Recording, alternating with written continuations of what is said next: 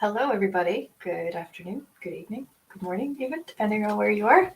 Welcome to this week's episode of the This Is Not Therapy Hour. I'll be joined in a few minutes by Brandon Tessers, who is Clinical Director of Effective Artistry. Effective Artistry is a therapy and coaching practice based in Northbrook, Illinois, in the United States. It's a neurodiversity-affirming practice, and therapists at Effective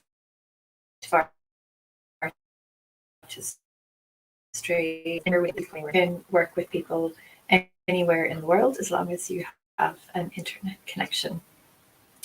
As the title of the show says, this is not therapy. It is an open conversation with Brandon. I am essentially a stand-in for you, the audience, and I'll ask questions that have been put to us by people who connect with us on social media, by clients, potential clients, anybody who's interested in conversation around mental health, therapy, coaching, and neurodiversity. So it's not therapy. It's not designed to be a substitute for therapy, but it is a chance to ask questions that you might not otherwise have an opportunity to ask of a therapist. So Brandon is a psychotherapist. I'm an executive functioning coach with Effective Artistry, so I work in a coaching capacity, which is different from therapy, and we might go into that in a little bit more detail today. Brandon has just stepped away for a minute. He'll be back. If you're in the live chat, please do say hello. Drop me a little message. Let me know you're here. And we'll get into our discussion in just a few minutes. Today's topic is one that was suggested by Margaret Schaus. She's one of our therapists at Effective Artistry, and she manages the TikTok account. So she solicits questions from TikTok followers about things that you'd like us to talk about on the stream. And today's topic is neurodiversity, because it's a big umbrella term, and it encompasses a lot of different things, and it's been used in a lot of different ways. It's become a bit of a buzzword in some ways, but it's been around for quite a while. So we're going to maybe talk about language, break down the language around the neurodiversity movement paradigm. What would you call it, Brandon? And neurodivergency as well. So I'm going to start off, as ever, by saying hi, Brandon. How are you? Good. How are you doing? How are you? I'm very well, thank you. Yeah, I'm glad to be here. And I'm going to enjoy today's session because we're going to get into language. And I love when we have these conversations about language. So Me too. I'll talk forever about talking. Yeah, and think about thinking. So today's we've got quite a few questions in, and I guess we'll start with the broader questions, and then we'll work our way down, drill down a little bit into more detail as we go along. So first question is, what do we mean by neurodiversity? Good question. And yeah, I thank you for giving all the caveats about different words with different things. None of this is about like what's the correct usage. It's just clarifying how some people use it, how other people use it, how we find it most useful, and whatever. So neurodiversity.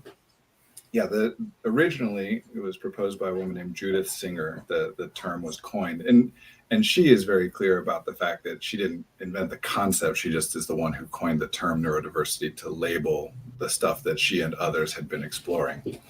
And it's a paradigm. It's a worldview. It's a lens. It's not an identity or a label that's applied to a person or even a group of people originally.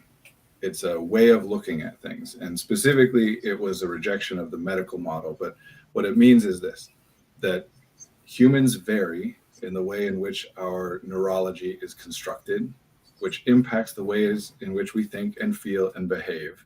And that variation is not pathological, but that it is natural and that it is as intended. That everyone has a different brain and that at least in part because of the fact that we all have different brains, we are all different people, and that's not bad. That is how humans are supposed to be. And it's true. That element of it is pretty undeniable, right? Like, no one would claim that individuals don't have unique brains. Everybody has a unique brain, and the brain impacts pretty much everything you do. It's not the only variable that matters, but it does have a say in everything. Kind of like in American football, people will say the quarterback's the only player that touches the ball on every single play. So even though there are running plays where the quarterback doesn't do much, he takes the handoff and hands it to the running back, who then runs. It's involved in everything. It's not the only thing that's involved. No one would argue that.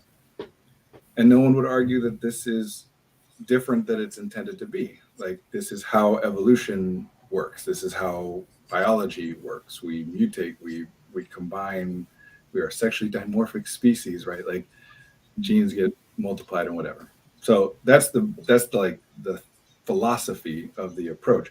What it means in practicality is that we don't think of these things as pathological differences in what would broadly be called neurotypes, although even that is a little reductive, we'll get into. But the fact that one person's brain is different than another's brain does not mean that person's brain is worse than the other person's, or broken, or deficient, or unhealthy, or ill, or malconstructed, or anything like that. It's just different. So non-pathological variation means that there are situational advantages and disadvantages, right? That there are some things which are fairly globally beneficial for humans, and those things are things that, except for in cases of pathology, and by pathology we mean injury or illness, something where we can identify that something has interfered with the process, right?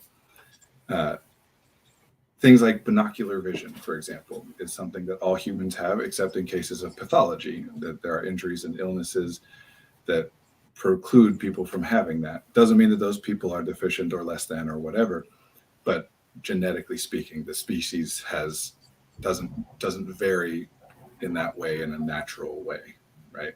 An intended way.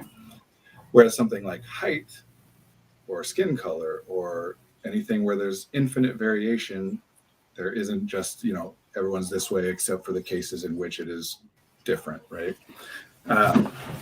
That there's a reason for that, evolutionarily speaking, that as a community, which is what makes humans so strong as a species, that we work together, that as a community, it's beneficial for the community to have some members which are tall and some which are short. And that same thing applies to the ways in which our brains are constructed and in which we operate neurologically, neurobiologically. Just there are reasons for it all. And the classic example for this, the concept of neurodiversity, is in the case of auditory sensitivity, where we look at it these days as a bad thing primarily because we're mostly only looking at it and talking about it when it's causing someone problems.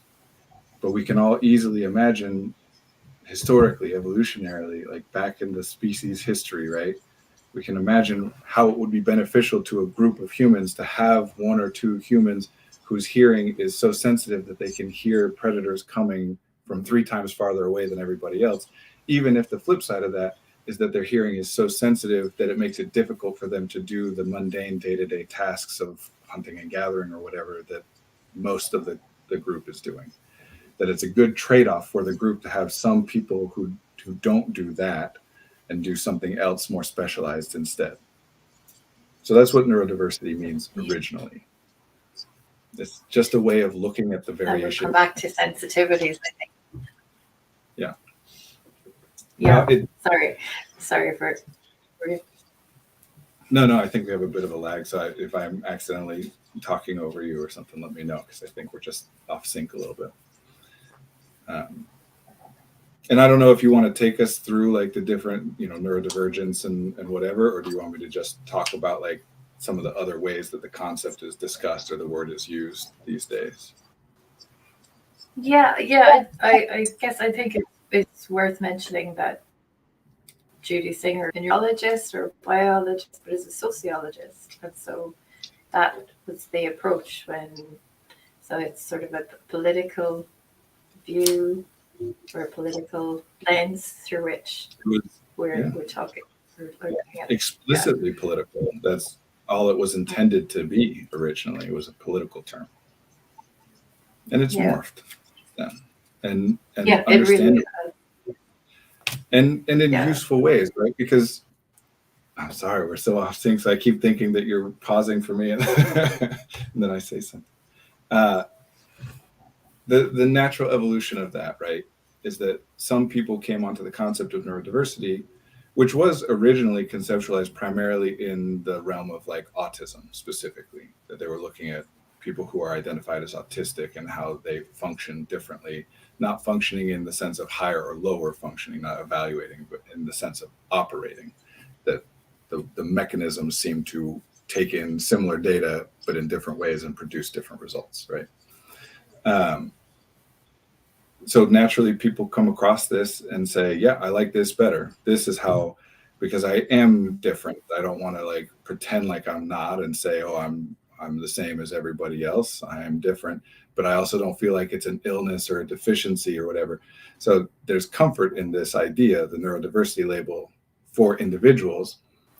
And then what do? Because we can't refer to ourselves as neurodiverse, although people do that these days, but just so that everybody knows, technically, grammatically speaking, it is fine, obviously, for a person to use the term neurodiverse to refer to an individual.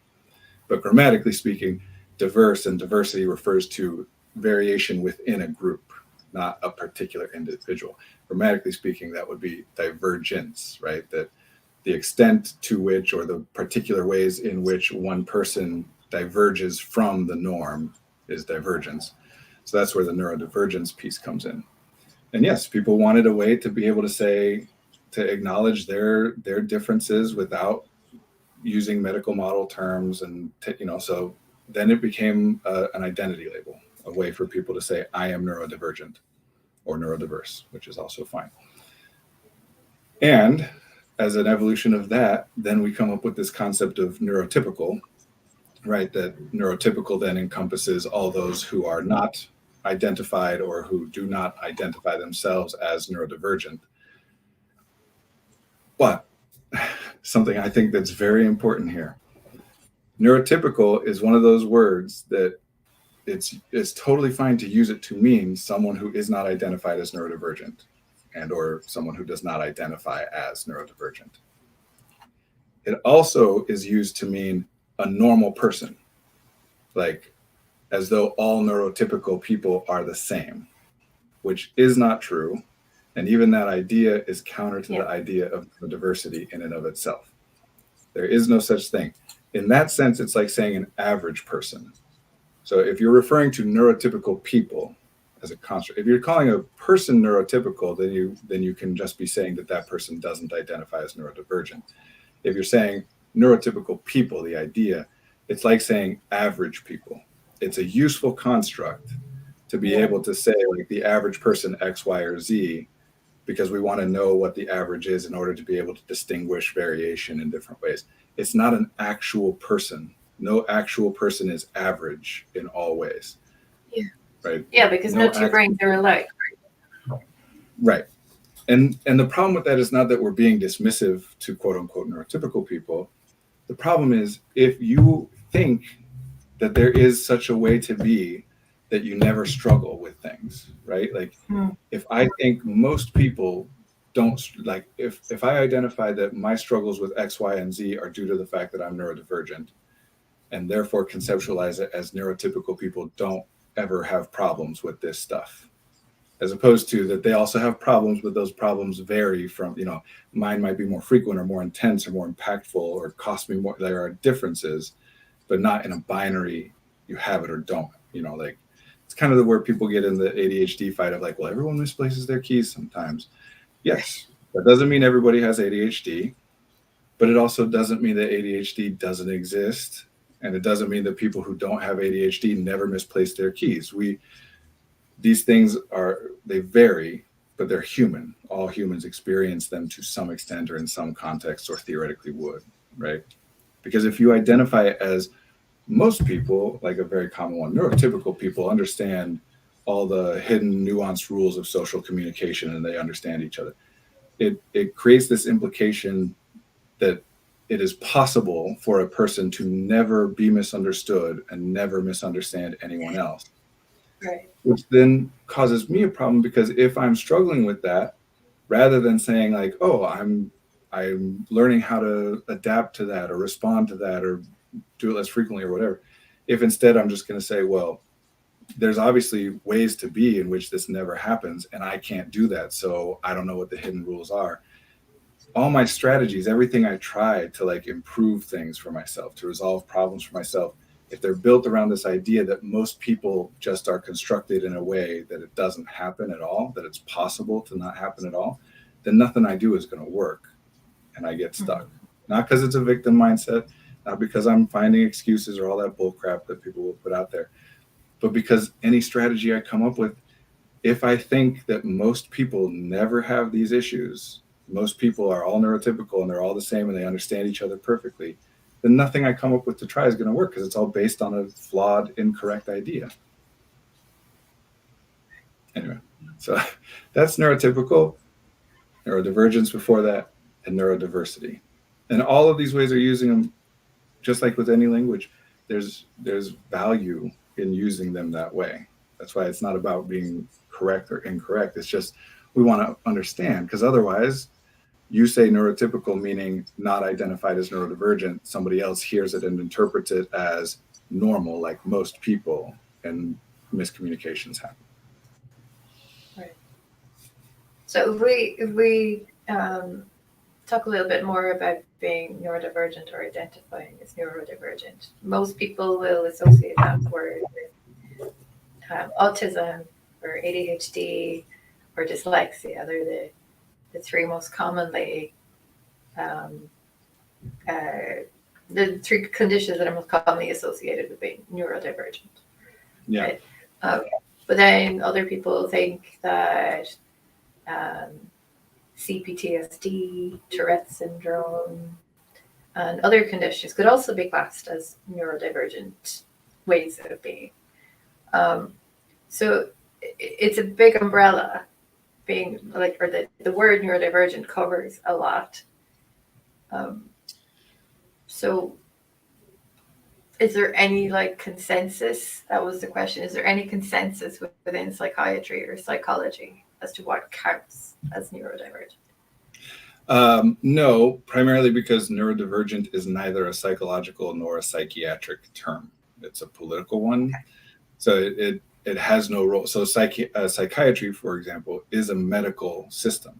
A psychiatrist can still theoretically be neurodiversity affirming, right? They can still follow the neurodiversity kind of paradigm, but the system of psychiatry is not constructed for neurodiversity. Psychiatry is a medical system. It involves medical diagnosis and then medical intervention, right? Which is part of the reason psychiatry is this really weird kind of in-between field that's got its foundations in medicine, but it's trying to work on problems which are not medical. Doesn't mean that medical, like that biology and organic things don't impact it or that those things aren't helpful. Both of those are obviously true, right? Like people take medication and it helps with psychiatric distress. It helps with psychological distress, behavioral distress, whatever. That stuff, it doesn't always work. It's not guaranteed to work, but it can be very helpful. It doesn't detract from that. But it's a whole different paradigm. So neurodivergence has no official role in that because that's not something you can identify in that model, right? Like think of neurodivergent kind of like the umbrella term queer or LGBTQIA2+, right? That it's an umbrella term.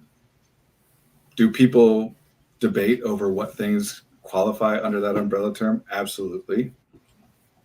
And does it really matter? Not really. You know, like, yeah, is it in any way constructive to have that debate? I mean, I think there's value in anything people are doing. Yeah. But I think there are things that are maybe valuable for individuals who are doing it, but not necessarily valuable for the community at large or the human population at large. And so I don't want it to seem like people are doing something wrong, especially because many neurodivergent people are very big on wanting to categorize things in clearly defined ways. So there's going to be of course, there's going to be a lot of debate about what counts and what doesn't count. But that is very similar to people having debates about what counts as being gay or what counts as being trans or not. What we're debating is the language, not the person's experience. And people get that mixed up all the time. People think that their debates, their understandings of the language and how it's used means that they can say something about somebody else's experience with more accuracy than that person can say themselves. That's just not true. So yes, I could say, I don't personally, I'll get to that in a second, but I could say, no, I don't think X counts as a neurodivergent thing. But that's not right or wrong. It's just my opinion. Someone else can say that they think it does count, and their opinion matters just as much as mine does, which is to say, like, in my life, it doesn't need to matter what their opinion is, and mine matters a lot. And in their life, mine might not, and theirs matters a lot. So no, there's no consensus. But broadly speaking, yes, it is generally used to cover. A lot of people will use the term neurodivergent as just a replacement term for autistic. Many people think neurodivergent means autistic in a PC way. So just be aware of that some people that's what they mean. I would say, and this is, anecdotal. It's not like we have research on this, not even something we can research, but I would say it seems that most people will determine neurodivergent covers autism spectrum disorder, ADHD, and then what sometimes people will call the DISs, dyslexia, dyspraxia, dyscalculia, that kind of stuff.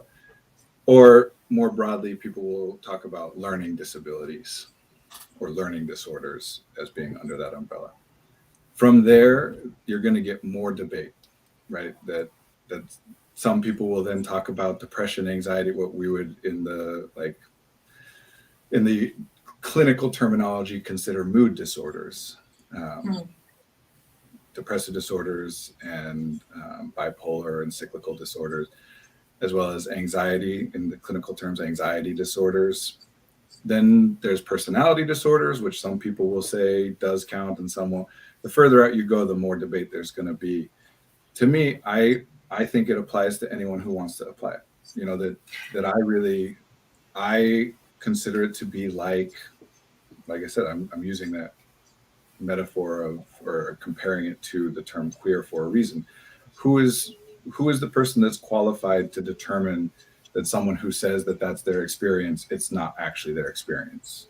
What criteria are we using to dictate, like, no, actually you don't qualify for this made up word that we all are using in whatever way we want to use, but the way you're using it is wrong. I think it's gatekeeping, and broadly for an individual, I want to be clear, same with autistic or ADHD, there are reasons it's valuable for an individual person to identify, no, I am not, this isn't like a personality disorder, it's a different category, and it can be useful to them.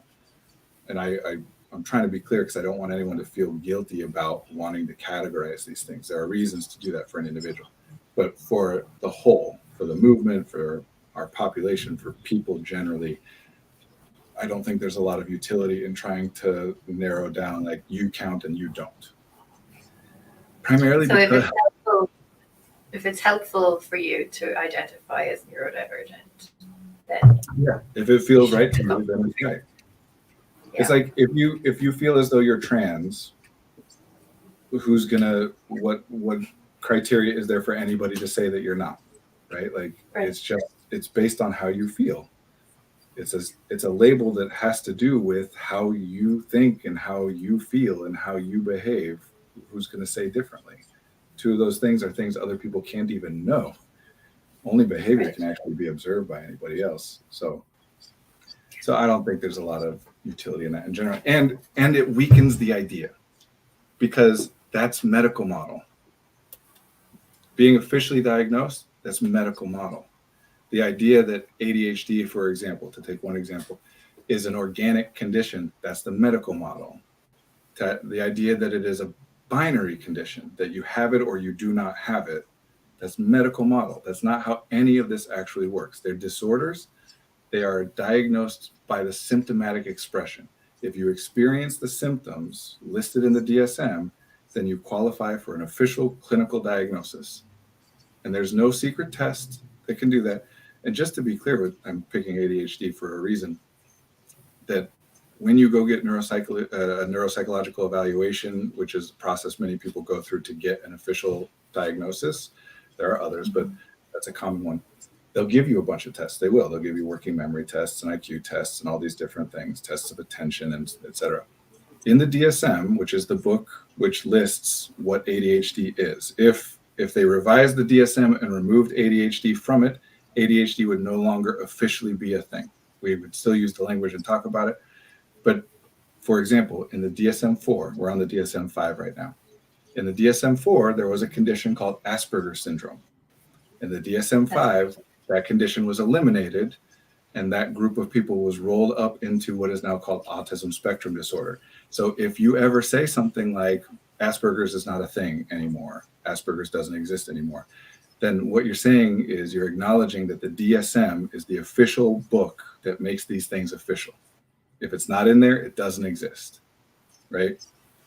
And in that book, in the entry for ADHD, where it talks about what ADHD is, it specifically says that those tests that they're going to give you in the neuropsych evaluations, it says, while there might be correlations between people with ADHD and lower scores on such and such tests, these tests are not sensitive enough to be considered diagnostic indices, meaning you cannot use those. You officially, according to the DSM, cannot use results from those tests to rule someone out for ADHD or apply a diagnosis of ADHD. People do it anyway because everyone's still following the medical model. So if you claim to be somebody who cares greatly about neurodiversity, and then you get into a bunch of debates about who officially counts and doesn't, that's not neurodiversity. That's the medical model.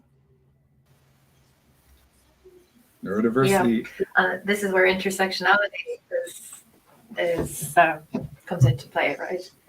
Because the medical model can be flawed in a number of ways because it doesn't account for like gendered experiences or it's a flawed conceptualization, and like the particular applications, yes, are flawed, and we could talk about some of the specific flaws and things.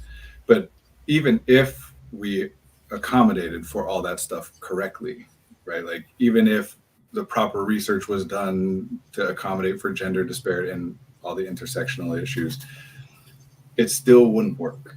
Or at least it would be a better version of what it is. It still would be based on the premise that there is healthy and unhealthy. And of all the unhealthy, there are particular subsets of ways to be unhealthy. It's the ADHD version of unhealthy and the autism version of unhealthy. It's still the idea that there is a deficit. And again, we see a lot of this in like trauma discussions as well, right? Where people will say, no, your trauma isn't real trauma. You're just complaining. It's not like mine, which makes sense for an individual to do. There's value for them in what they have defined that term to mean. And then when other people come along and try and change and say, no, you're defining the term wrong, of course, we're going to say, nope, there's value. You're defining it wrong. But we're just arguing over what we're using a word to mean. It doesn't change anything else. So there is no way to care about this stuff, like to say that there is some way, even theoretically, to identify whether a person is or is not officially neurodivergent. You cannot do that without subscribing to the medical model. If that's what you're doing, then it really is just a PC version of the same terms that have been around. You're still just saying, well, it has to be bad enough to qualify. And even then, people don't usually mean it that way. They think ADHD is some like your brain's built a particular way, which is theoretically potentially true that some people with ADHD have brains that are structured in similar ways as each other. But it's also theoretically potentially true that people whose brains are constructed in neurotypical ways also still have ADHD because the symptoms derive from other etiological conditions. Etiology meaning like the root cause of something. Like, for example, There is a massive correlation between sleep disorders and ADHD. It is entirely possible that for some people, the experience of ADHD is linked to the fact that their sleep has never been good and never could be good. That something about the way they sleep is what causes the issue. So it just doesn't matter, right? Like, why do you care? Why do you care why somebody is experiencing the symptoms of ADHD? They are experiencing those symptoms. Why do you need to know why? Why do you need to know why you are experiencing those things? Because that is a medical model. Like, you go in to get diagnosed in a medical, let me put it this way. If we diagnosed medical conditions the same way that we diagnose disorders in the DSM, then you would go to the doctor, you would say, hey, I've got a lot of pain in my stomach that comes and goes. And they'd say, okay, great, you have intermittent stomach pain disorder. Like, you would tell them the symptom, and then they have a label for that set of symptoms. That's not medicine. Medicine is you tell them the symptom, then they come up with their guess about what is causing those symptoms. And then they have tests, which they can run. You come in and you say, I've got this and this and this. Okay, this might be diabetes. And they can check the level of A1C in your hemoglobin or whatever it is, and they can see if it is diabetes or not. And if it is, then they give you the treatment for diabetes. And if it isn't, they come up with their next guess of what it might be and run another test. This is not that. We don't have tests. We cannot look at something in your blood. We cannot look at something in your brain. It's not even a technological limitation. Even if we put you in an MRI machine, there are no biomarkers for any of these conditions.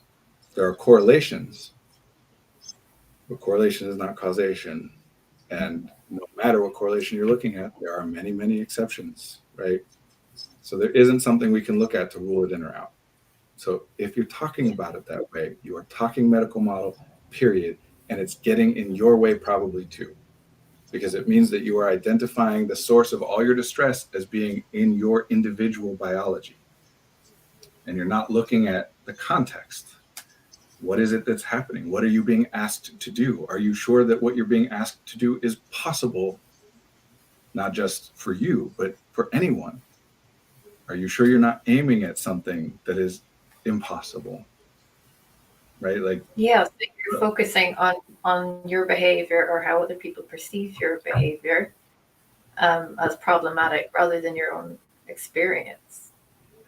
That version of neurodiversity is, so it used to be, right, like the stigma behind mental illness and all that, right, is you're just bad. You're doing things bad. You're making bad choices. You don't care enough. You're not trying hard enough. You're making excuses. You're playing the victim, whatever. Like some version of blaming the person's character or personality for the things that they're struggling with. People are saying, I'm in pain, and everyone else is saying, yeah, obviously you want to be in pain, which is a ridiculous thing. And then that version of neurodiversity, which is really just a medical model in disguise, comes along and says, no, it's not because you're doing it wrong. It's not because you are weak morally or that you have character flaws.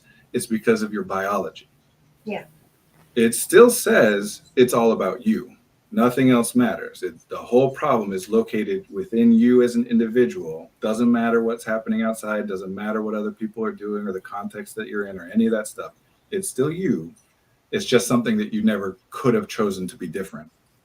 Whereas the previous one was saying you could choose differently, and people would try and it doesn't work. And they're like, well, now this one's saying, no, you can't. You could never choose it and you can't ever choose it, but we can give you medical intervention that might change it.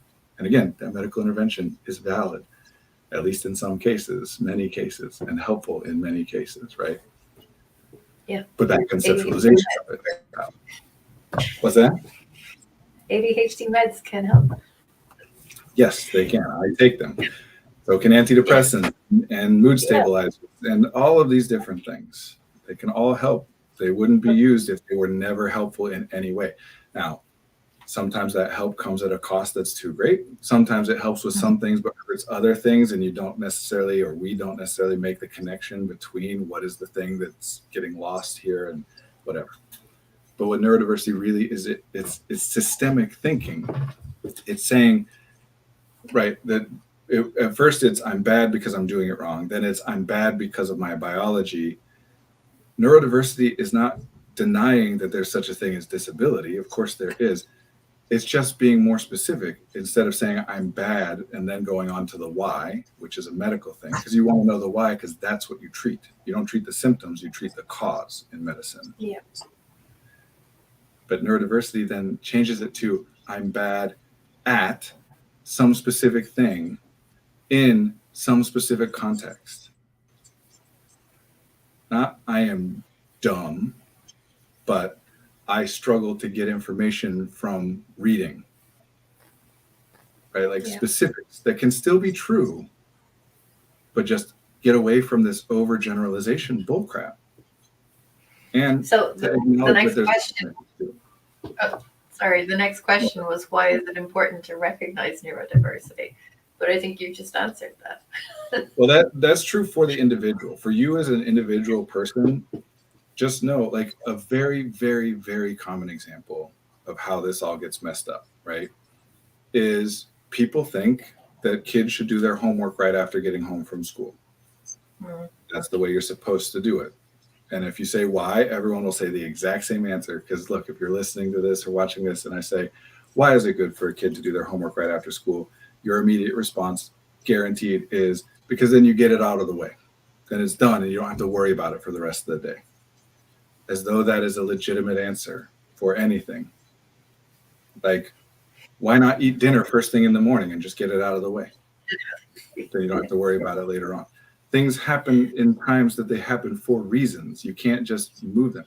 So people say that. Everybody says that. Everybody believes it's true. And nobody does it well. Nobody. Mm-hmm. If you force yourself to do it, then it's miserable. And it still would be beneficial for you, at least in some ways, to do it later. If you try and force your kids to do it, it may just result in fights.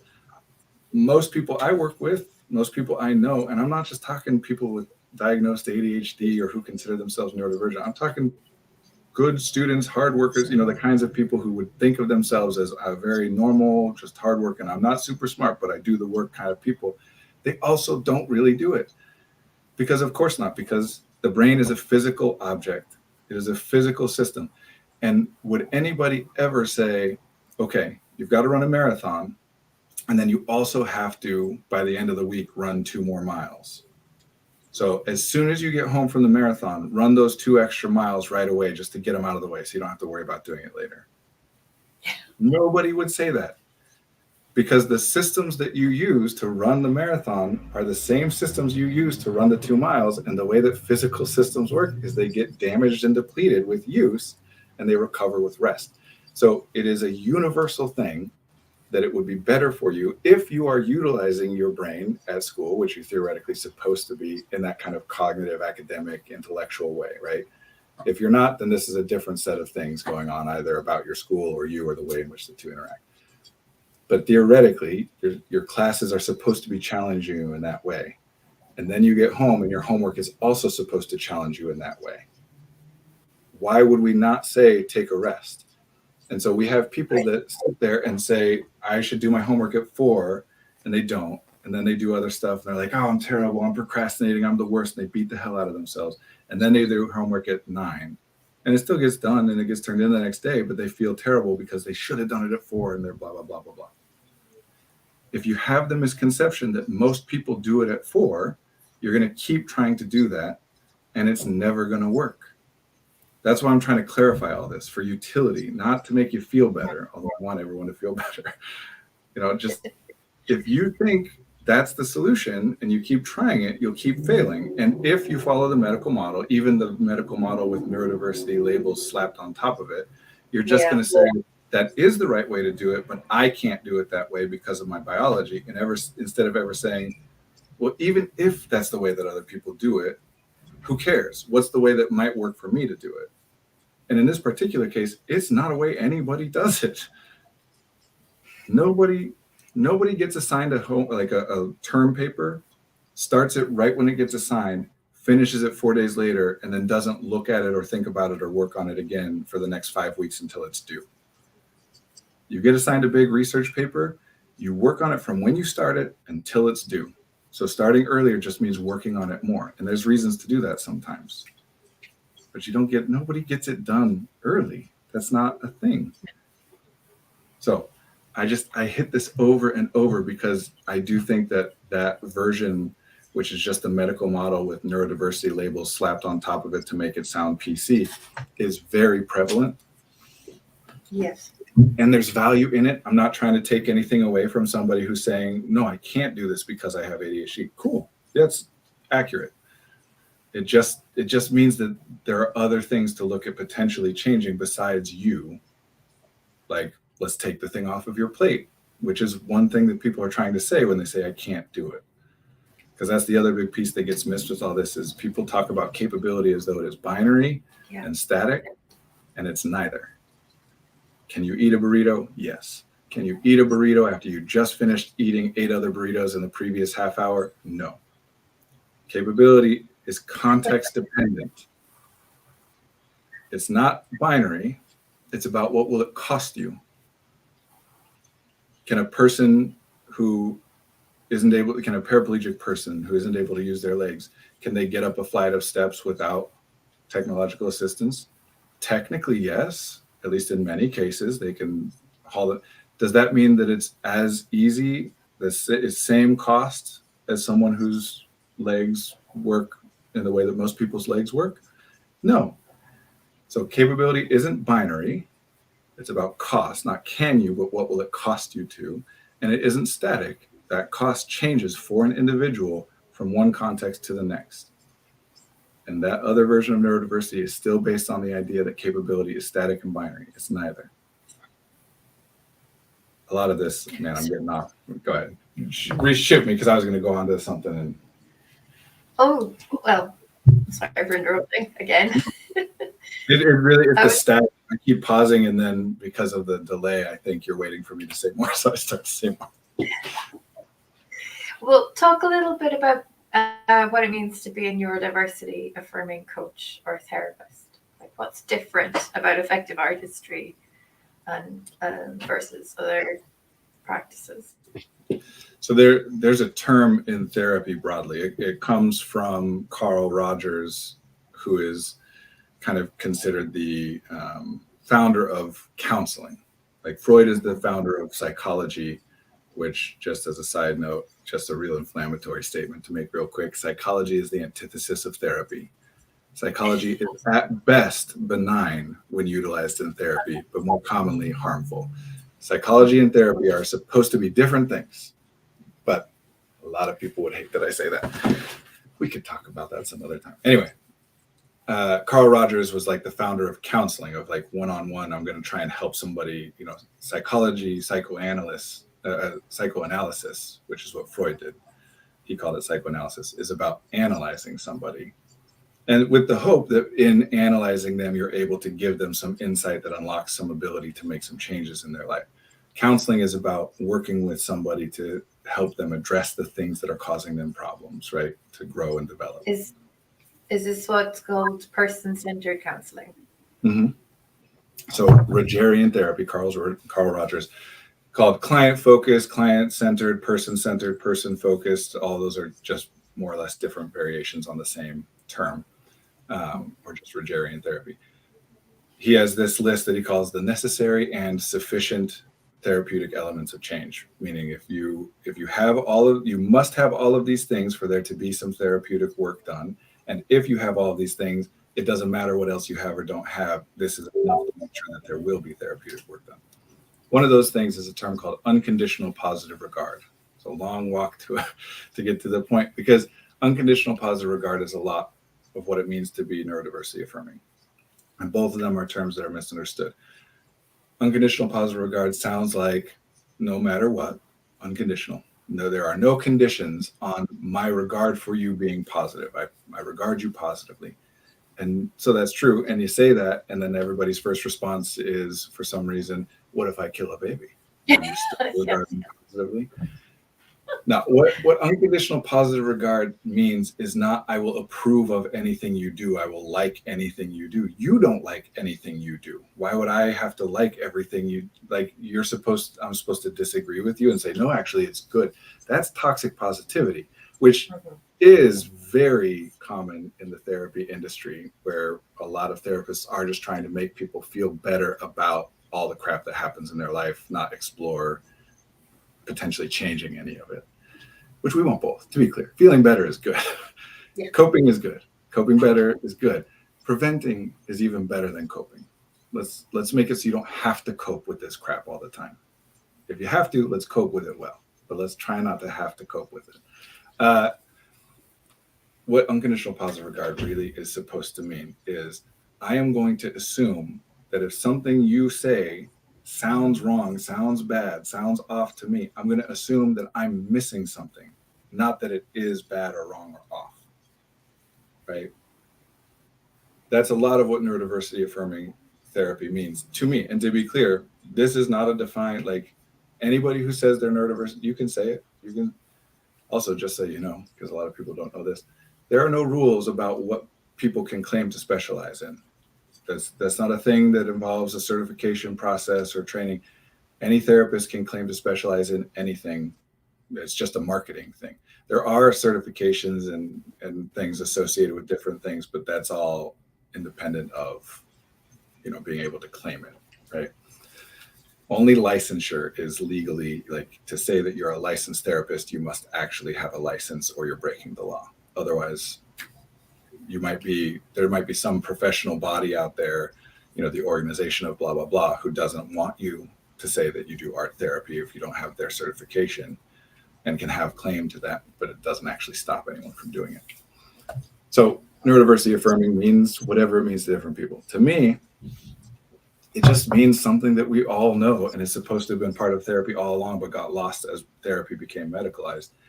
You are a unique individual. That's it. You are a unique individual. I don't care if you have ADHD, meaning if you do, I want to know that. I want to know any information about you. I want as much information about you as I can get in whatever way you can share it with me. It doesn't mean that you're the same as somebody else who also has ADHD. So if you tell me that you have ADHD, I don't then think, well, people who have ADHD, X, Y, and Z, and therefore I need to apply this intervention, which is actually how most of this is done. We're even trained and tested on our ability to identify, this is the recommended treatment intervention for this diagnosis. I'll say this till I'm blue in the face. I don't know that people will really very often hear or understand or agree with what I'm saying. Analysis is the opposite of listening. If I can analyze you, if I can say you do X because of Y, that takes precedence over listening to you about what you say. To the extent that I can say you do X because of Y, and you can say, no, I don't feel Y. And I can then say, well, you're in denial because I did the analysis and you definitely feel Y, and I'm the one who knows. Yeah. We have concepts called client resistance or client ambivalence, which just mean I'm telling them all the right things to do and they're not doing it.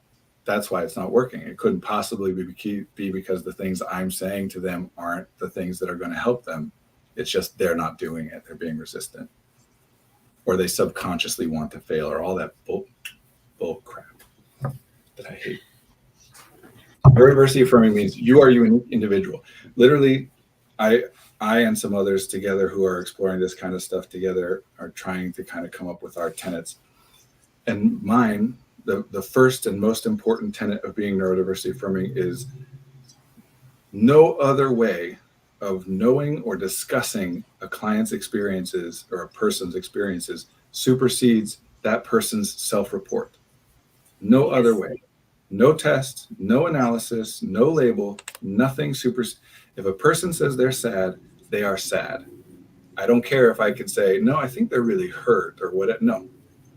If I think maybe they're using the word sad to mean what I would mean by hurt, then we can explore that and talk about language and what we mean. But I don't get to overrule a client. What you say is the truth, even if you're lying, by the way, because how am I supposed to know if you're lying or not? As soon as I open that up and then I can just say anything that you're saying that I disagree with is a lie. No. If you're lying to me, you have that right. You're allowed to lie to me. I, as your therapist, I work for you. I'm your employee. You don't have to tell me crap Sorry, I get fired up about this. You don't have to tell me anything you don't want to tell me. You can lie to me if you want. Generally, I don't think that's a very helpful thing to do if we're trying to, if you're wanting to engage with and explore and make some changes on that thing. But also, it's my responsibility to make you feel safe enough that you don't feel the need to lie. If you don't feel safe to tell me the truth, if you're worried about being judged or analyzed or whatever, that's on me. I'm the one being paid. It's not your job to do what I tell you to do. You're allowed to lie. And my job is to take what you say and assume that it is the truth. If later you tell me it's not the truth, great. Or if you say something that doesn't match up with something else, then I will say, wait a second, you said this, and then you said this, and I don't understand how that matches up, so that you can clarify for me. Because I do call people out all the time when they say stuff that doesn't make sense. I don't do it from a point of view of saying like, nah, that's a lie, that doesn't make sense. I just say, hold on, that doesn't make sense to me, help me understand. Because sometimes I just didn't understand it. I just need an extra piece. So that's the number one, is self-report overrides everything else. And then, I think we're in these conversations and debating how to like summarize things from there. But I would suggest that number two is treat every unique individual as a unique individual, meaning that we do what works. I would say that number three is it's an iterative process. No one can predict the future. There is no such thing as I'll give you this set of tools, this set of information and knowledge, and then you'll never struggle again. It's just let's come up with our ideas of what to do and then try it and then see what happens. And even if it goes well, it might stop going well at some future point, and then we try something. We just iterate. That's what life is. Yeah. I think authentic communication is a part of this. Again, most of this stuff is stuff that was in Carl Rogers' original conceptualization of what therapy was supposed to be and got taken over in the 80s when therapy became medicalized. Okay. So it used to be more of this, and then it changed. And to be clear, for good reason, there was a lot of stigma around this stuff. And in the 80s, especially when things became more medicalized, part of that was a movement of it's okay to be depressed. It's an illness. It's not that you're doing something wrong, which is better. It also came along with these other changes that had some problems to them. So we don't want to throw out the baby with the bathwater. We want to keep the value of you didn't choose this thing, but we want to get rid of the idea and there's nothing you can do about it except for medical intervention. Because even if theoretically depression, right, even if a person's experience of depression was entirely biological in origin, still for that person, their experience of depression is not the same every moment. Sometimes they're more, sometimes they're less.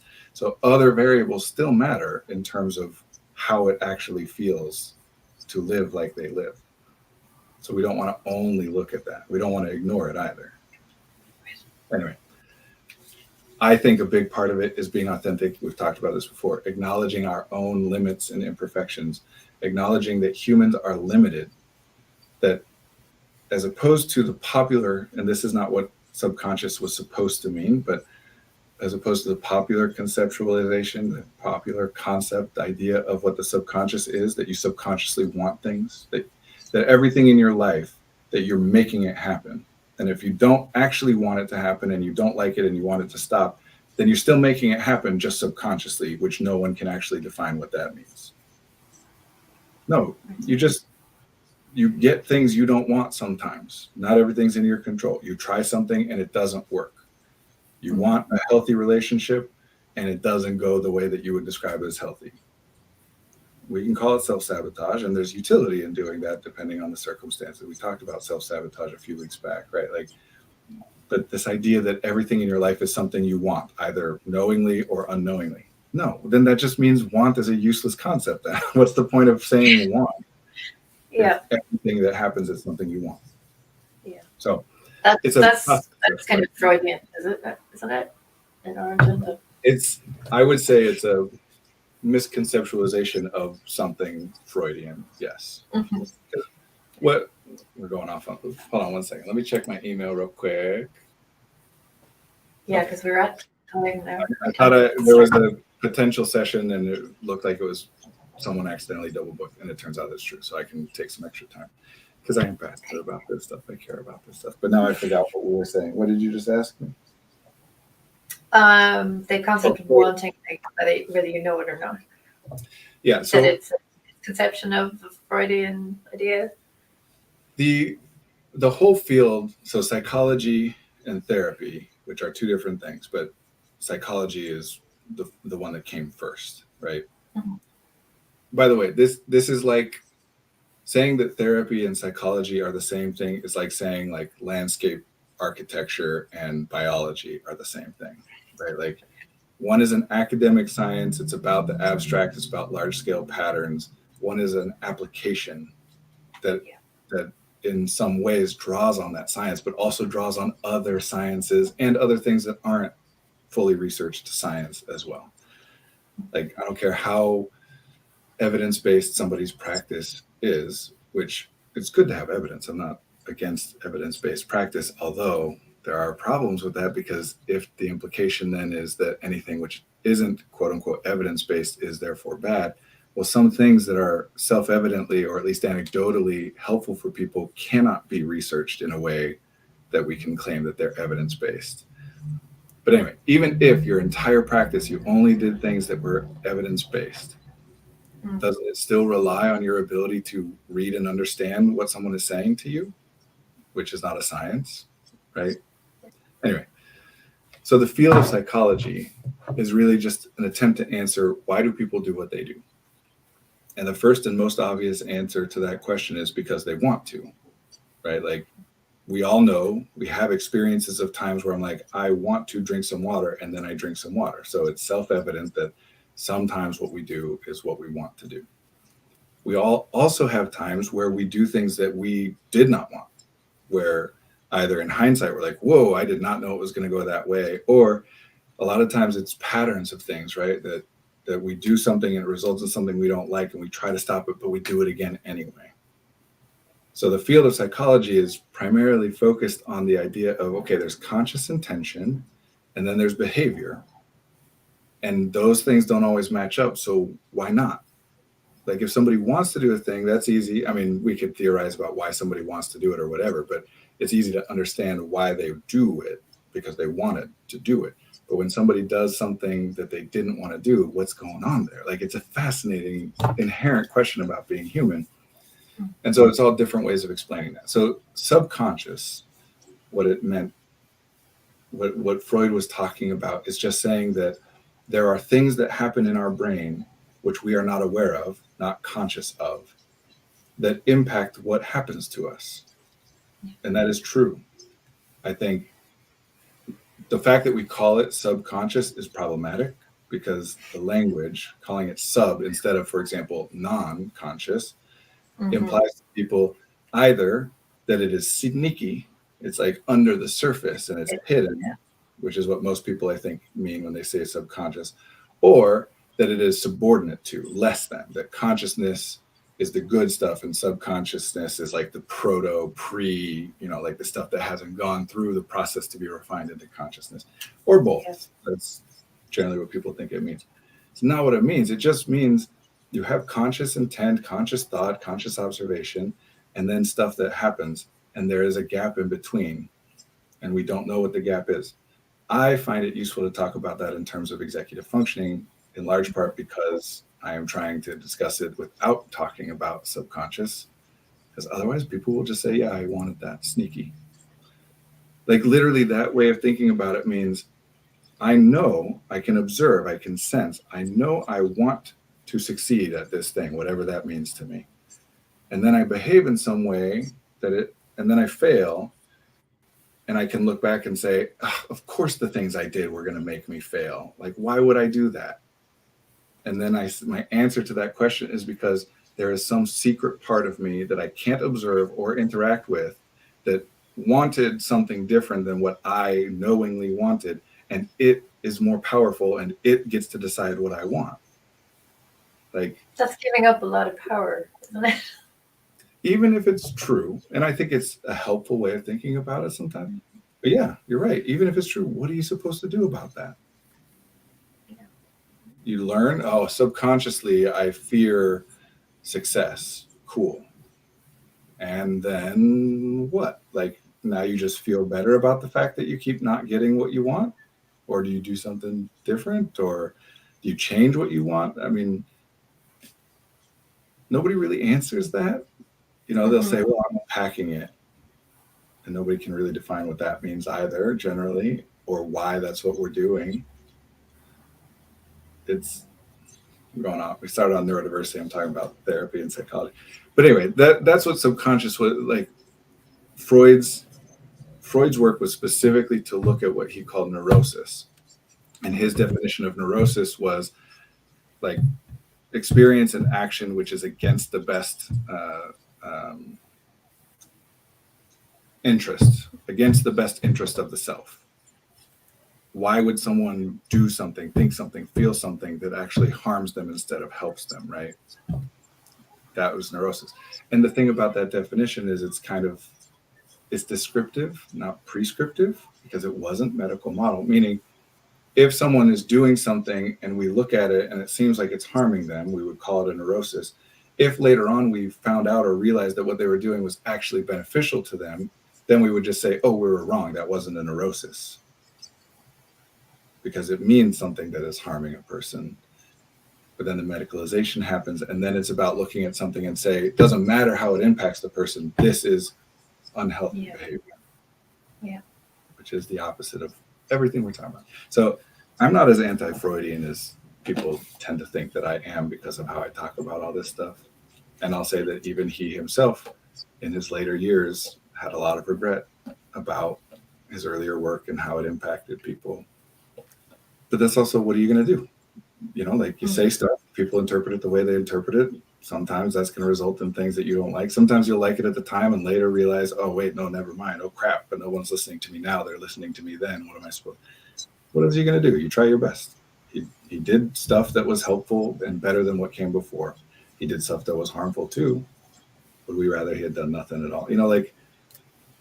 That's such a common thing for neurodivergent people, to be so afraid of doing something incorrectly that they do nothing at all.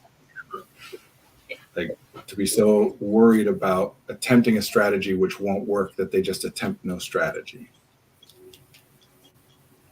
There's reasons to that too. Not everybody has Freud's position where it doesn't really matter if you make some big mistakes because you'll be fine. Or my position, right? Like, there are obviously things that are different for different people that make our evaluation of, is it better to be safe and not do anything? Or am I safe to take some risks and try some stuff that seems right to me, even though I know it might not go well? There's a lot of stuff that plays into that, not just because you're not courageous enough, Yeah. And this is something that we talk about as coaches, therapists. I'm sorry? When working with clients. This is something that comes up when working with clients. We talk about context. Because context is so important in determining how to develop an intervention, how to support somebody. The change today.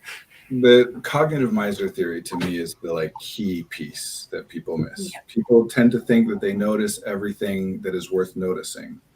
That a very common belief is everything that a person does they wanted to do, and anything you don't do is something you didn't want to do.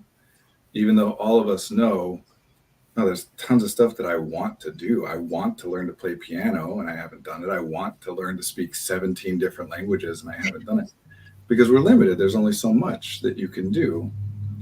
And that leads to cognitive miser theory, the idea that the brain, that one way of talking about whether you call it subconscious or executive functioning, is a process of resource allocation. That you can only notice so many things. And obviously you cannot consciously choose which things to notice, because in order to consciously choose, you would have had to consciously notice it already and determine whether it's worth noticing. It can't be done. So there are things that happen in the brain outside of consciousness. Call it subconscious, call it pre-conscious, non-conscious, call it executive functioning, call it whatever. But there are things that happen which we are not able to observe that determine what things we notice and what we don't. That doesn't mean what we think is worth noticing and what is not. The brain would like to notice it all. Why would your brain not want access to all information about everything all the time? It just is too costly. It can't do that. So it does we have processes which admit some things into consciousness at certain levels of detail in certain contexts. And if we could do more, we would, but we run out and everything else doesn't get noticed. And those things can result in patterns. And so then we can look at patterns and we can start to make guesses about, like it's the case of sensitivities, for example, is a pattern of that. We can make guesses because if we start to look at those patterns and make some guesses and those guesses turn out to be useful, we can design things. Yeah. Right?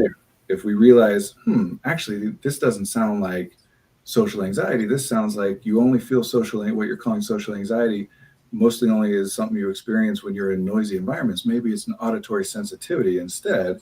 And if that were the case, then we would do this instead of this other stuff you've been trying for your social anxiety and hasn't worked. So let's try this. And if that helps, okay, great. That was a good theory.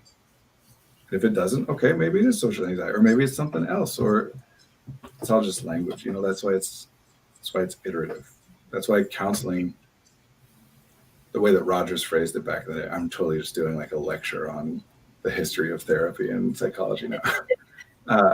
The way Carl Rogers talked about it was that human growth is innate, that we only stop growing when we hit obstacles which we cannot surmount.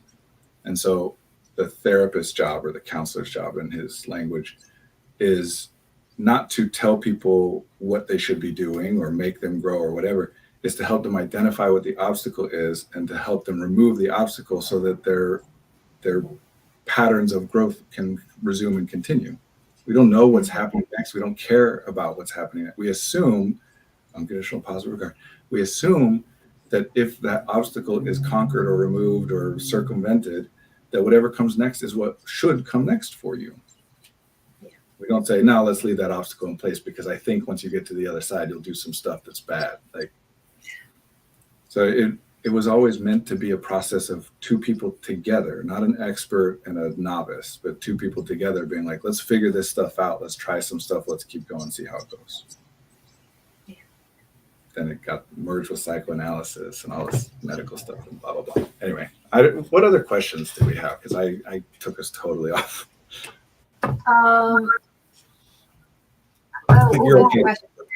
Your own identity as a neurodivergent person, how it manifests for you.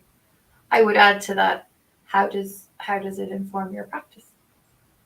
This is about my identity? Yeah, because everybody at Effective Artistry identifies as neurodivergent, right? I like this question. I just want to check with you, Marie, just because I can go longer doesn't necessarily mean you can. How are you doing for time? Yeah, I can, yeah. Okay. And, viewers, if you're here, great. And if not, cool too. I don't want no obligation. We're just talking about identity. So neurodivergence, when we're talking about identity, we're talking about neurodivergence, not neurodiversity. And this is a question I like, and I asked about your time because it's a big one to explore. I'll say I'm mixed race, and people often get a sense of relief when I say that, because what often happens for people is they look at me and their brain does what brains do. It attempts to find markers that they can perceive and match those markers against what are called perceptual sets, the preconceived, the prior experienced and prior developed ideas of categories of people, and tries to match those markers against categories. And I am very confusing for people because I have some markers that match against this category, but some other markers that don't and match against it. And it makes it so that it draws people's attention to me. And to be clear, we as individuals, humans, we don't like having our attention drawn to something. That's not a pleasant experience. Pain is literally our attention being forced to go to something. And we'll do whatever we can to alleviate it so that our attention is freed up. We pay attention to things that are problems.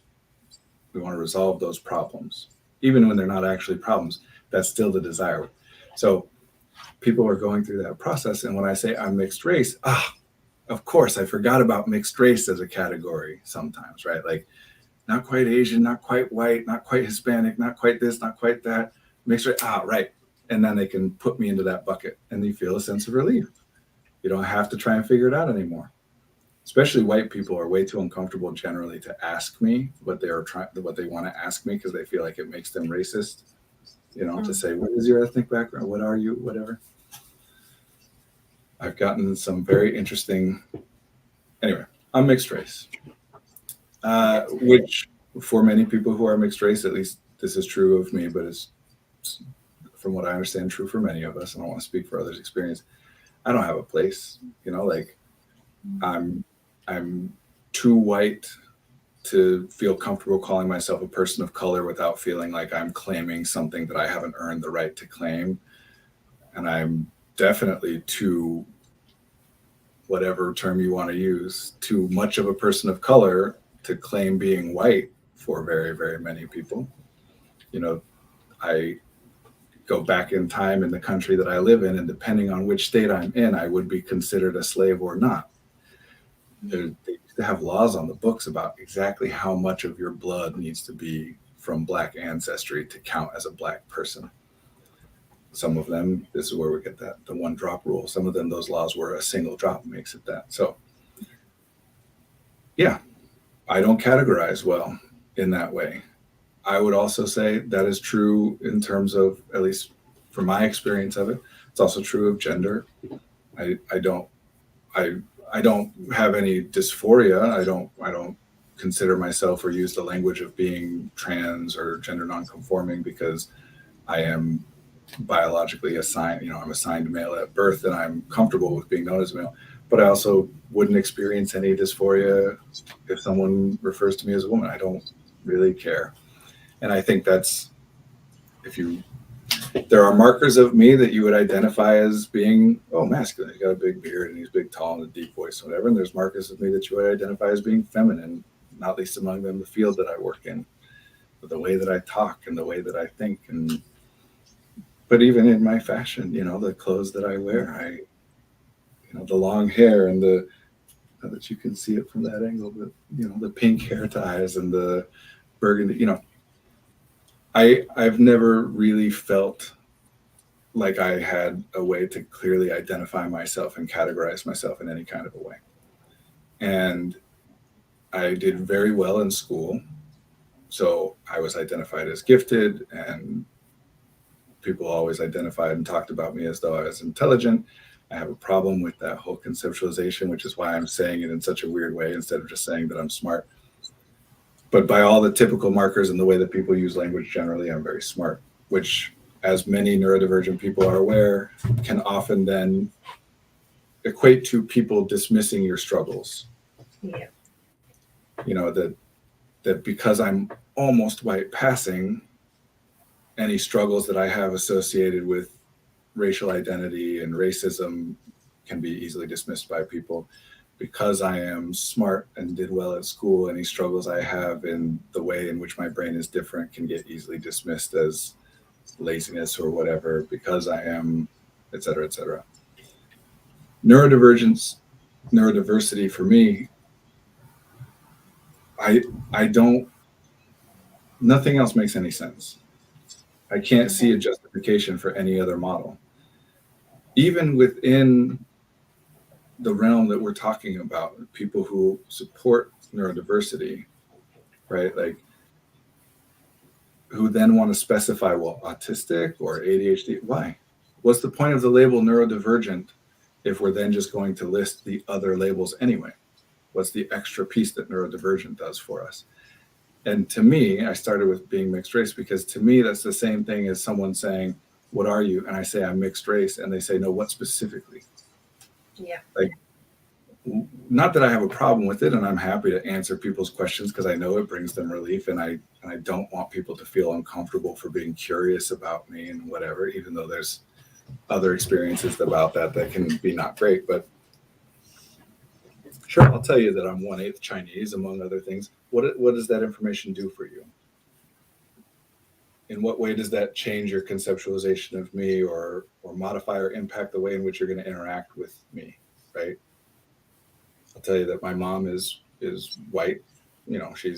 She's like many white people from the western half of the United States, has indigenous blood, generations back. So technically not completely white, but for all intents and purposes, blonde hair, blue eyed, from Southern California. So I'm about half white. What does that do? What do you need that information for? So if I tell you I'm neurodivergent and then you want to know what particular kind, why? Yeah. What is the Is difference? there a hierarchy within the neurodivergent umbrella? Is there a hierarchy within the umbrella of race? It's What are you getting at? hierarchical for sure. Some people will say, well, that counts and that doesn't, or that's more important, or you have a harder time. But even if we get rid of like the power game side of it and just, well, let's look at this, for example. Emotional lability, LABI, the predisposition for emotion varying both in intensity and in type very quickly. That is nowhere listed as being associated with ADHD in any of the official literature of what ADHD is. That's not a symptom of ADHD. But you, I think Marie, and many people would say that that is associated with ADHD, that it is a part of ADHD. So what are we talking about? Right? Like, Yeah. how many things are there that are typically identified as being an autistic thing? And then all these people are talking about, well, that's an ADHD thing too. And then some people are saying, no, you're ADHD. It's not an ADHD thing. It is an autism thing. You just also have autism, which, okay, fine. It's all just language though. Mm-hmm. So why do we want to categorize myself as having ADHD outside of the context in which it matters, like medical treatment, for example? I want with my doctor to be clear because that dictates what kind of medication I'm going to be taking. But interpersonally, why does it matter for me to say, well, I'm ADHD, knowing that you're then going to potentially or likely think of me in a certain way, and then I have to say, and I think ADHD means all this extra stuff. Well, then what was the point of saying ADHD? Yeah. There's all this debate about autism and ADHD is the same thing, right? And these are the two big ones that everybody talks about. Maybe they are. Maybe they are. Yeah. Maybe they're different expressions that can be linked to similar root causes. Maybe there's just a lot of overlap. Why the hell does it matter? This is why I love neurodiversity, and particularly the label neurodivergent. This is what the identity neurodivergent is to me. It's just this. If a person identifies as neurodivergent, it is because they find that label useful. That's it. Or because someone has assigned them that label, and even though they don't think it's useful, they feel like they have to continue it, which I would not want that person to have to continue to use that label. So to me, identifying as neurodivergent is that you find it useful. And the only thing, and I've said this before on this stream, the only thing that we can say universally about a person who identifies as having ADHD, or I'm sorry, as a person who identifies as being neurodivergent, is they have a concept of themselves and a concept of normal people, and that there is some significant difference between those two concepts, and that difference is at least in part of the explanation of some of the things that they experience that they don't like. It might also be, sometimes also is, a part of their explanation for things they experience that they do like. And certainly it doesn't have to be the only thing that they associate with why they experience things that they don't like. But at least some of it is. Otherwise, why would you even start exploring it in the first place? Why wouldn't you call it something else? I'm quirky, or I'm smart, or whatever. Mm-hmm. So I have that. I know I'm different. Yeah. Everybody's different. But it's not always the same. You know, like, there's utility to me in being able. One thing that is common for neurodivergent people, for example, at least this is true in my case, and I see it with a lot of people, is I am, by the standard definitions of what people mean by this word, very intelligent. I do really well on all the tests without having to try very hard, you know, that annoying guy, right? And it just doesn't mean, when that's who you are, like, and everybody's talking like that means so that your life is easy and everything works so well and whatever. Like, no, I struggle, right? Like, so I don't like that label, but I also don't want to reject what everybody's telling me, that I do operate significantly and observably differently in response to certain conditions, right? I observably behave significantly, measurably differently. So there's a difference, but smart doesn't. That's not right. And and broken or mentally ill. That's not right either. I do struggle. I do sometimes feel depressed and sometimes feel anxious, but I don't like mentally ill. I hate that concept. That Yeah. the question nobody then asks is, what is mentally healthy? What parameters are we putting around describing a mentally healthy person? Because if you're ill, that's the goal, right? Is to get healthy. So what are we saying is the right way to be? And it doesn't involve ever feeling depressed or anything. So that's my identity. And as far as how it informs my work, well, actually, as soon as I started to answer that, I came up with a bunch of different ways to answer that in terms of how I became who I am and where I got here and blah, blah, blah. But I was originally thinking about how I approach things, and how I approach things is you can't understand people. You can't. I can't be understood, and neither can you, and neither can anybody else. The fact that you're not mixed race, well, I don't know if you are or not, Marie, but the fact that visibly you identify as, or you come across as white, so at the very least white passing, that means that you're less complex than I am? Like, no. That means you have more in common with other white people than I have with other mixed race people? No. I don't see the utility in trying to unless you're talking about scale, which there's a lot of utility there. When you're trying to do things at scale, this is part of why like research is so problematic. It's so useful and important when you're doing things at scale, and you do need to be able to separate people into big buckets, or you can't do anything on that level. But that's not my job. I work with one person at a time.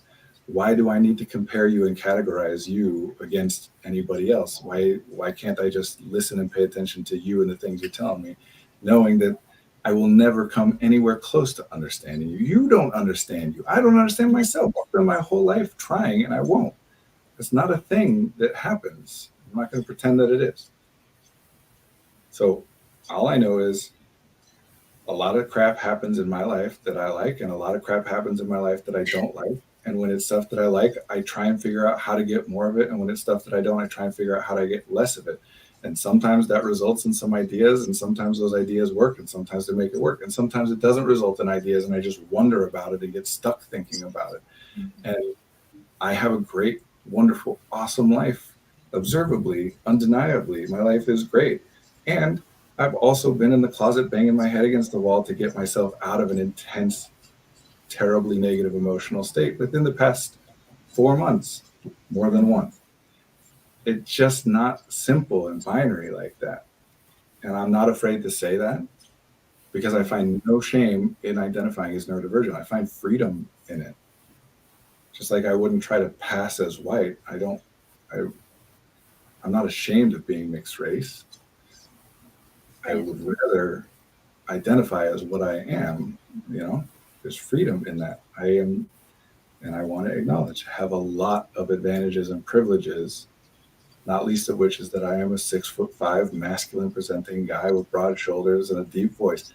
I have a ton of advantages and privileges that enable me to take risks and say things like all this stuff I'm saying right now without having to worry as much about, oh gosh, but some of it's counter to the research and some people wouldn't like it, and I can't back it up with large scale research studies, and because I can't. I mean, I can a lot of it, and I can explain how I got to everything I got to, but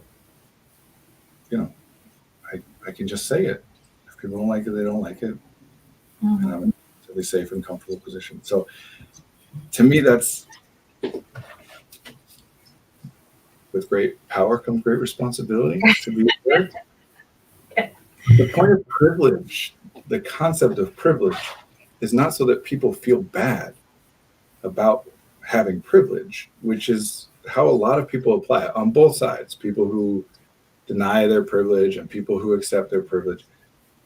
A lot of people just talk about it as though you should feel bad for having things that other people don't have. But the goal isn't to make it so that nobody has things that other people struggle without. The goal is to make it so that everybody has those things. So why would we try and feel bad or take it away from the people who've already gotten it, unless doing so provides some tangible benefit? It just makes people sit around and feel bad about their privilege and still not. That was the closest I've ever. It just makes people sit around and feel bad about their privilege and not do anything. I have privilege, and so I'm trying to do what I can do with it to be helpful, to do things that I think, and I could be wrong, but what am I going to do other than my best idea? And part of my best idea is getting information and listening to other people. And when they point out flaws or they give me new things, I incorporate it and absorb it and replace what I had before. What else am I going to do other than my best idea of what seems to me to potentially be helpful to other people who don't have the same privileges? Mm-hmm. What else? Otherwise, there is nothing to do except feel bad about it. And I don't want to sit around and feel bad for being masculine presenting. Like, I'm not ashamed of that. But I'm aware that it's an advantage, so I'm going to use it. Why have it and not use it? And I'm particularly going to use it to advocate for and try to make things better for the people who don't have the same advantages and privileges. So that's it to me. It's not about marginalization, oppression, this or that. It's just about complexity. It's about feeling safe to acknowledge that none of us knows what the hell is going on. And we have information and we have experiences and we have skills. Doesn't mean any of us have it figured out, and none of us do. And everybody's out there trying to pretend like they do because they're so terrified of what will happen if people think that they don't. Yeah. And for whatever reason, I'm just not as scared of that. So I'm happy to be out here saying, yeah, it's complicated. What is neurodiversity? It means whatever the hell someone wants it to mean when they use the term. This is what Judith Singer meant, to the best of my ability to understand both what she was saying at the time and what she said since. This is what I mean when I say it. But none of it's right, none of it's wrong. It's complicated. What's going to work? I don't know. Everybody comes in and says, well, I have ADHD, so what do I do about it? I don't know. I don't know. There's a million books and podcasts about that. You've read them and listened to them. You think I have other magic solutions than that? No. Like, all I know is we can sit and talk and try and find something new and different to try. And hopefully I have some information and experience and skill that helps us, make it a higher hit rate, that might be helpful, but doesn't mean that it will. And how would we even measure that? Yeah. It's just complicated. That was one of the questions, actually. Well, you kind of answered the question, what should neurodivergent people look for in a therapist? And I would say, if I was answering that question, I'd say honesty and authenticity and the ability to say, I don't know. You should look for someone you feel safe with more than anything else. Yeah. And the best way to determine whether you can feel safe with someone or could potentially feel safe with someone is if they act as though they are safe with you in this context, not always, but in this context, in the context of you are paying a professional. Yes, it is their job to go first. It's our job to take the risk first, not to sit behind the desk protected in our shell of expertise that we know everything and you are the noob here. Like, that generally is not going to go well for you as a neurodivergent person. Either they'll think they know everything about you and make a bunch of suggestions, and if they work, great, it reinforces their idea and yours that they know everything and you know nothing, and all your problems are only because you're dumb and you don't know how to do it, but they do, and you need them to tell you. Or it doesn't work, in which case they then say you're doing it wrong, or that, oh no, it turns out you're this other kind of neurodivergent that's outside of my scope and there's nothing I can do about that, which again reinforces the idea that there's some prescribed set of knowledge and information and skills that if a person has it, everything will work out perfectly. You need somebody, if you can find it, and it's hard. This industry isn't built this way. Like, there are reasons that people don't take the risks of sitting out here and saying, I don't know. Yes, I am a specialist, and nobody's checking that. Nobody's looking into my credentials to say what qualifies me as a specialist. This is why I do this. Because there isn't anything else other than listen to what I'm saying. If you think it sounds interesting, then cool, it might be for you. And if it doesn't, then it's not. I'm still going to try it anyway. If you tell me, if you point out something that's wrong or limited or that could be better, I would be happy to know it and incorporate it to the best of my ability. But otherwise, I'm still going to do what's the best I can. I'm always going to be iterating. So you want somebody who is comfortable saying that they don't know and that they're going to try anyway. That's it. That's what you need as a neurodivergent person, is to acknowledge that you don't know what's going to work, what's going to happen, and you try it anyway. It's not about figuring out the right answer. It's just about figuring out what's worth trying next. Exactly. Super common, like practical thing here, because I know I get so impassioned and like, vague. Very common practical thing. People with ADHD in particular, nothing's ever worked, right? Like I try to organize myself and it never works. I tried notes. I've tried every to-do list app out there. I've tried every system, Pomodoro this and all this stuff, and it never works. When what really happened is each of those things they tried worked in some way to some extent, right? Like I built a new system and it worked for me for 2 weeks, and then I fell off of it or whatever. I got distracted or whatever. And then I did this other thing and it worked in this way for a couple of weeks. And I tried this thing and it worked to help me with this, but it didn't help me with all this other stuff. And we just then label it all as not working. And so there's nothing to try, instead of, it's more complicated than that. What do you mean work? Like it has an impact. Some of that impact is enjoyable, some is not. Some of it is worth the cost, some of it isn't. Some of it is harmful, some of it's helpful, some of it doesn't have a distinguishable difference, right? Like, but we just lump it all together and throw it away. That's what I think neurodiversity is about, is embracing complexity. Nobody knows. Yeah. Nobody knows. That's it. That's all. We're just making pieces together. So look for somebody who can embrace that, who can say, I don't know, but here's what seems worth asking. In addition to that, I would say, look for someone who makes an effort to understand communication. Not in the sense of, well, you said this and that means X, Y, and Z. That's the opposite. But in the sense of, you're saying that thing and I'm not sure I understand exactly what you mean by it. Like a very common. What's that? Someone who looks for clarity. Yeah. So who we will know say, we're on the same page. It's better, for example, to say, you're coming across to me, I'm interpreting you as though you're angry, and I don't know if you are or not, so please tell me, but I think either way it's worth you knowing that you're coming across to me that way, instead of saying, why are you angry at me right now? Yeah. Somebody who is going to take, this is a common thing with my therapists, my therapists, the therapists who work here, the people that I train and supervise, is someone will say, well, I'm depressed. And they'll say, what do you mean depression? And the client will say, what do you mean? What do I mean? You don't know what depression is? Because that is what people think therapy is. It's an all-knowing expert giving you their wisdom. No, I know what people tend to mean. I know what the definition, the dictionary definition of I know plenty of, but I want to know what you mean by depression. Not that you're wrong or right. It's just your experience of depression is not exactly the same as someone else's. And there's a reason a lot of our clients have gone through 5, 7, 1,000 other therapists before they get to us, because they go in and say the same thing. I'm depressed. And the therapist just assumes that they know what that means. And then they go on and nobody ever questions it. It's kind of like, I make this metaphor sometimes, that it's like if you went to a personal trainer, like someone whose job is to help you lift weights and, build muscle and whatever. And you said, I need to bench more. And they said, great. And they didn't ever ask you, like, what do you mean by that? How much more? What are you aiming to bench and why? They just say, cool, I'll help you with that.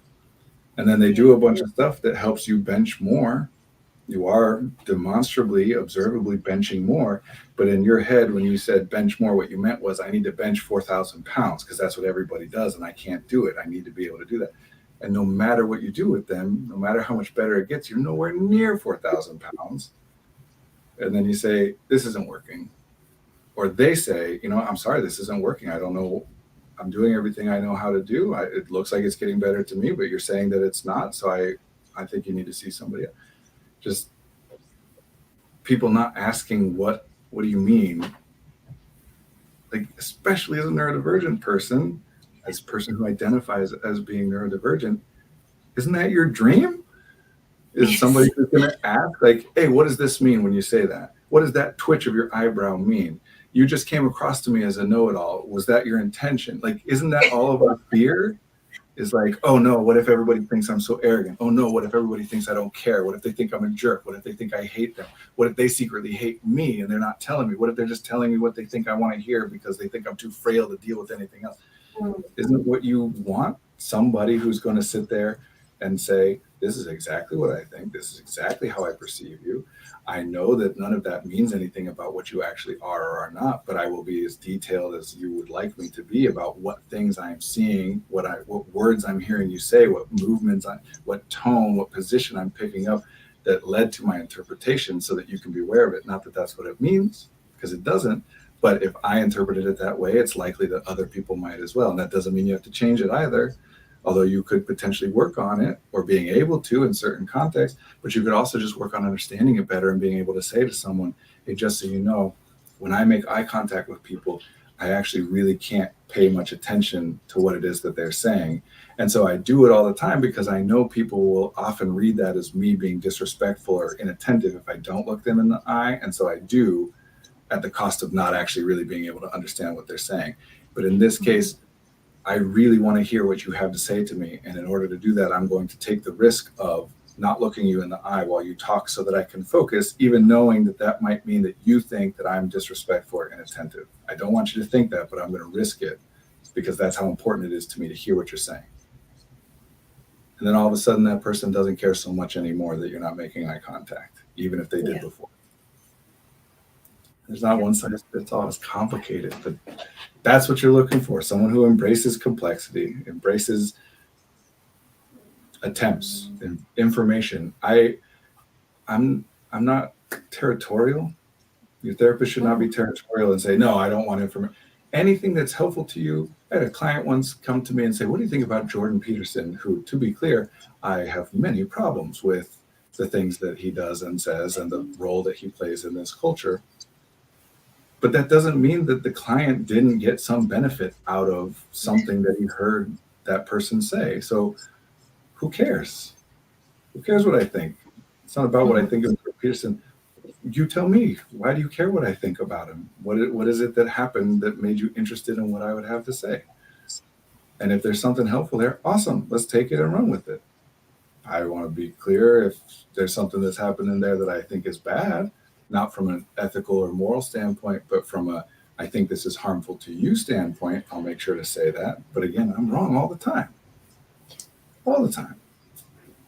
I change my opinion all the time. It's about exchanging information that we think is useful. Yeah. It's about being willing to try even though you don't know. Yeah. That's it.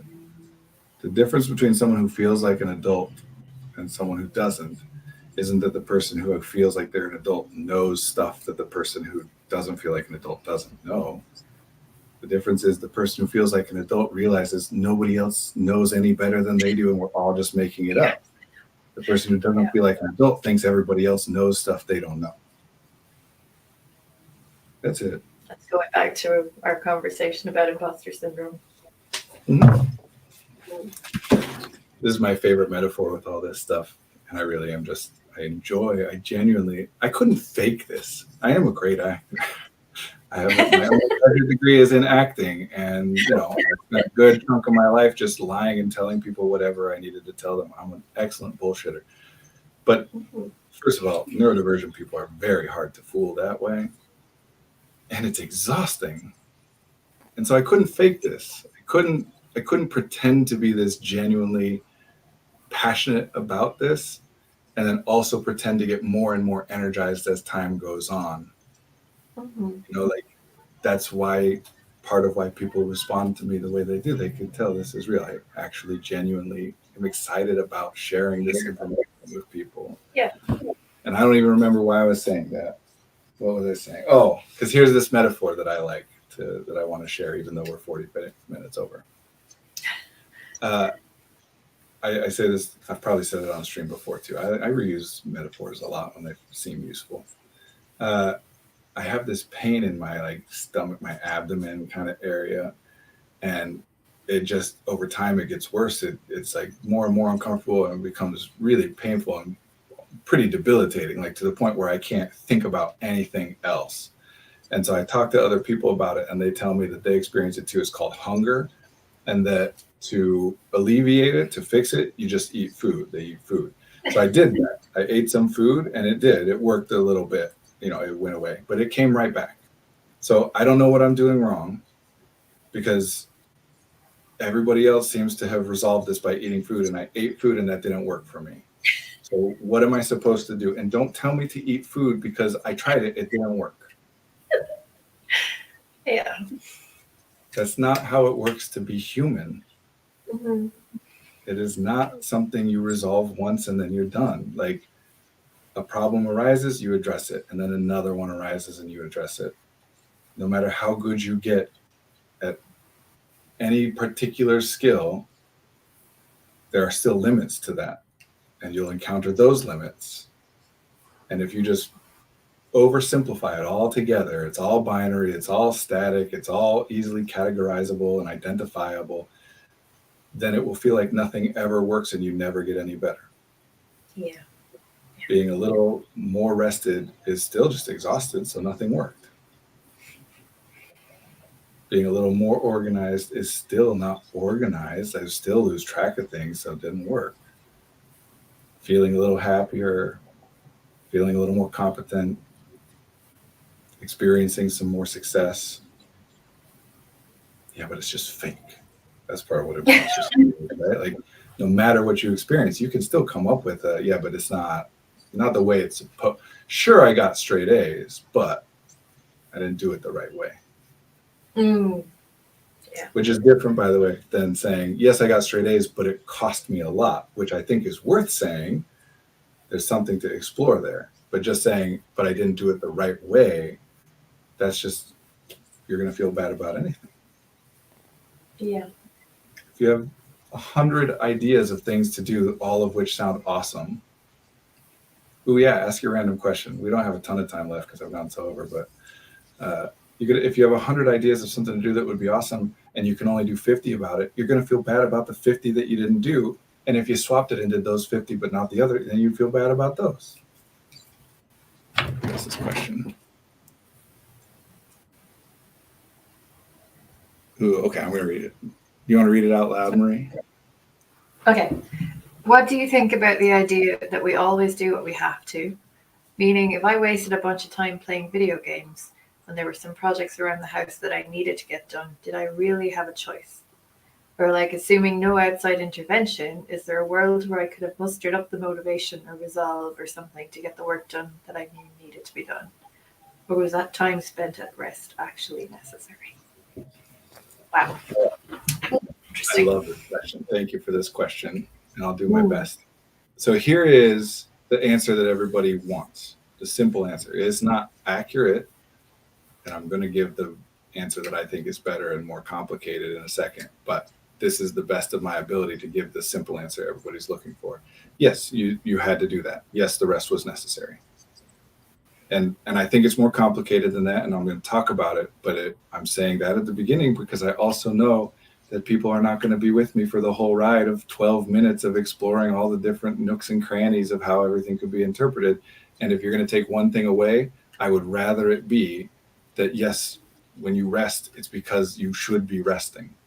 That's more important than the complexity that's about to come. So yep, it was necessary. Now, my real answer, the complicated one, is annoying. And I feel almost kind of guilty giving it. But what do we mean have to? What do we mean necessary?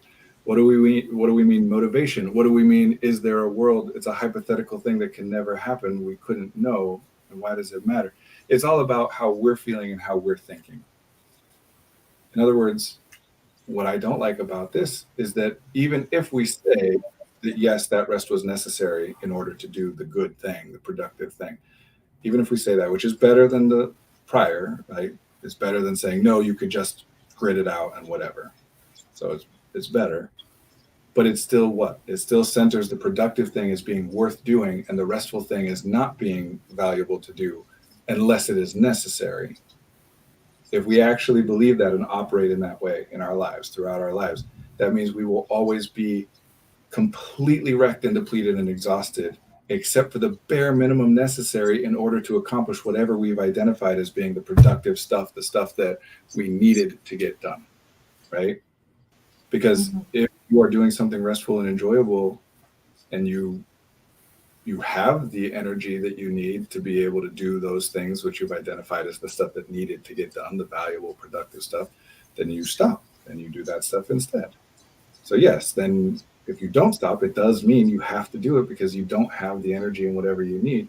As soon as you do, you'll stop and you'll do the other stuff until you don't have enough. You are always at the bare minimum necessary. You never have anything extra. It's like saying that earning money is bad and spending money is good. But it's okay to do some of the stuff I need to do in order to earn money if I need that money in order to spend it, the good stuff. If that's the case, you only earn the bare minimum amount of money you need to do the stuff you've identified needing to do, which means that if anything comes up unexpectedly, you're screwed. If there is theoretically a better solution to what you're spending money on, but it requires even more money, you're screwed. You buy the $10 pair of shoes that wears out after 6 months and then replace it instead of saving up to get the $100 pair of shoes that will never run out and actually saves you money in the long run. This is a better version of the grind mentality. Yeah. This says rest is necessary in order to grind, and it is. It absolutely is. But it's even better to look at it as, why do we identify the things that need to get done as the things that need to get done? I'm not saying they don't or that they shouldn't. I'm just saying, isn't it worth exploring? Like, what is exactly the value of doing the thing that I've identified as needing to get done? Because even if they all need to get done, they don't always have equal weight, right? Like one category of all the stuff that needs to get done, well, some of it matters more than others, and some of it's more costly than others. And I want to be able to look at that with nuance. That would be better. And even better than that is, because this is also circular, right? Like, I need to rest in order to do the stuff that needs to be done. Well, that means that the rest is the stuff that needs to be done. And what do we mean need?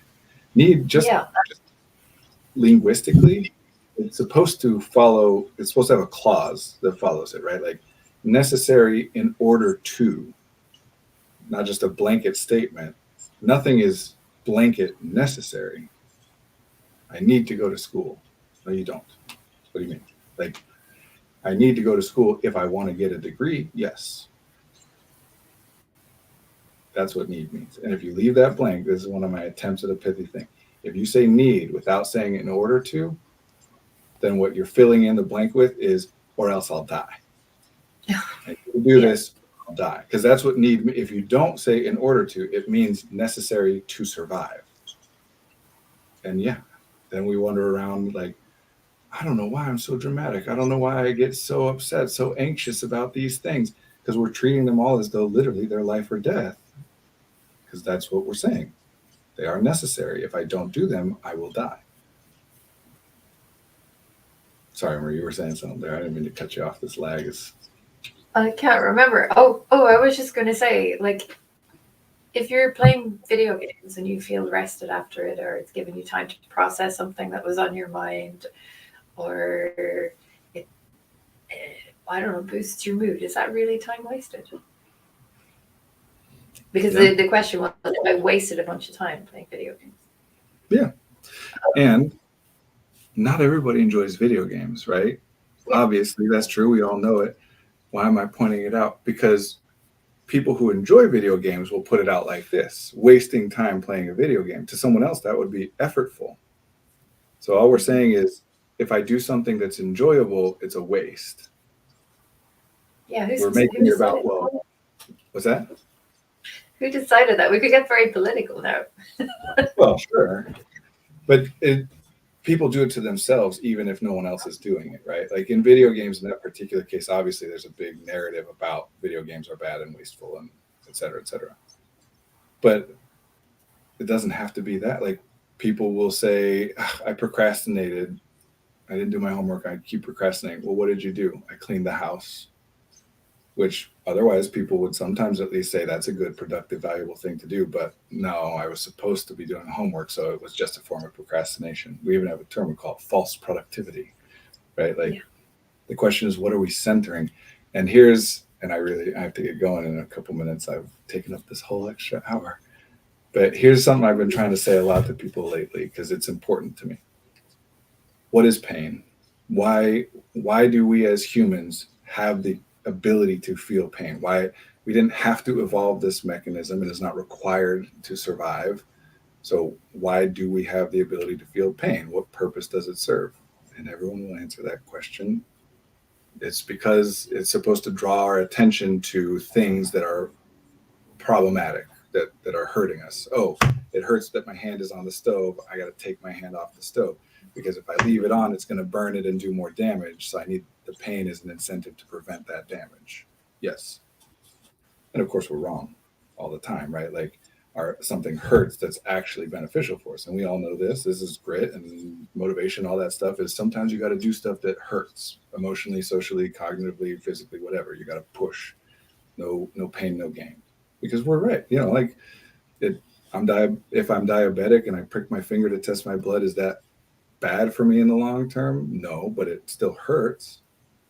So then the corollary question is, what is enjoyment? Why is that a thing that we feel? Not why do I enjoy the thing I enjoy? Why do we as humans have the capacity to feel joy? Because it is the exact same thing, except flipped. It's the body's best assessment, and the brain is part of the body. It's the body and brain's best assessment that this thing is beneficial for us. And if we keep doing it, it will help us to survive or even improve our condition. And we're wrong about it all the time, just like with the pain. We do stuff that we enjoy, but it turns out it actually hurt us or caused us a problem. A very common version of that is that we do it to excess and therefore don't do other things or whatever, right? Or sometimes things are basic, they're beneficial until you do too much and then they're harmful or whatever. Yeah, we're wrong about that all the time. It's true.